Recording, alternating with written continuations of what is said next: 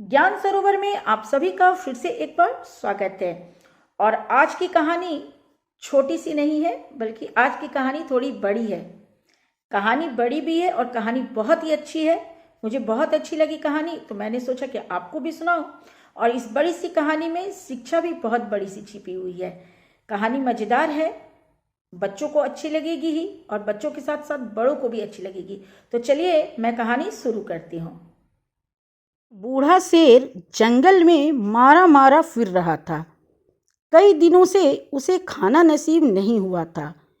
दरअसल बुढ़ापे के कारण अब वह शिकार नहीं कर पाता था। छोटे छोटे जानवर भी उसे चकमा देकर भाग जाते थे। जब भटकते भटकते वह काफी थक गया तो एक स्थान पर रुककर सोचने लगा कि किधर जाऊं, क्या करूं, कैसे बुढ़ापे में इस पेट की आग बुझाऊं। काश हम भी दूसरे शाकाहारी जानवरों की भांति घास पात फल फूल खा लेते तो आज मुझे इस प्रकार भूखों ना मरना पड़ता। अचानक उसकी नज़र एक गुफा पर पड़ी। उसने सोचा कि इस गुफा में अवश्य ही कोई जंगली जानवर रहता होगा। मैं इस गुफा में जाकर बैठ जाता हूँ। जैसे ही वह जानवर आएगा मैं उसे खाकर अपना पेट भर लूँगा।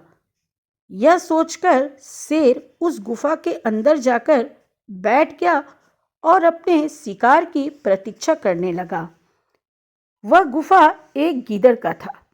गीदड़ ने गुफा के करीब आते ही गुफा में जाते शेर के पंजों के निशान देखे तो वह फौरन खतरा भांप गया। परंतु संकट सामने देखकर उसने अपना संयम नहीं खोया, बल्कि उसकी बुद्धि तेजी से काम करने लगी कि इस शत्रु से कैसे बचा जाए। और फिर उसकी बुद्धि में नई बात आ ही गई। वह गुफा के द्वार पर खड़ा होकर बोला, ओ गुफा, ओ गुफा।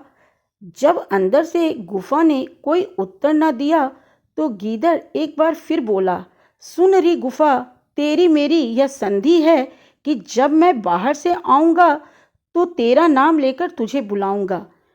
जिस दिन तुम मेरी बात का उत्तर नहीं दोगी तो उसी दिन मैं तुम्हें छोड़कर किसी दूसरी गुफा में रहने चला जाऊंगा। अंदर बैठे शेर ने जैसे ही गीदड़ के मुंह से यह बात सुनी तो वह यह समझ बैठा कि यह गुफा गीदड़ के आने पर जरूर बोलती होगी।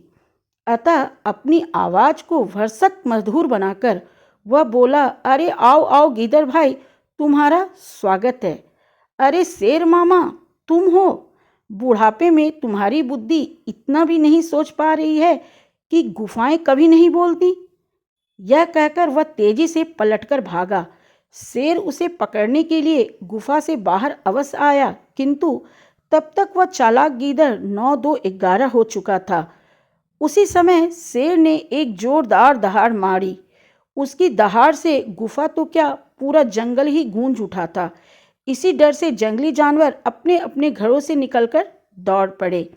कहानी यहीं पे खत्म हो गई, पर कहानी से जो शिक्षा मिली वो ये कि कितनी भी बड़ी मुसीबत हो, अपना संयम और अपनी विवेकता और अपनी बुद्धि कभी नहीं होनी चाहिए। हर हाल में साहस से और बुद्धि से, विवेकता से काम लेना चाहिए। तो चलिए कहानी यहीं पे समाप्त करती हूँ, इस वादे के साथ कि अगली बार मैं फिर आऊँगी किसी नई लघु प्रेरक कथा के साथ, अच्छी सी कहानी के साथ। तब तक के लिए जय हिंद, जय भारत।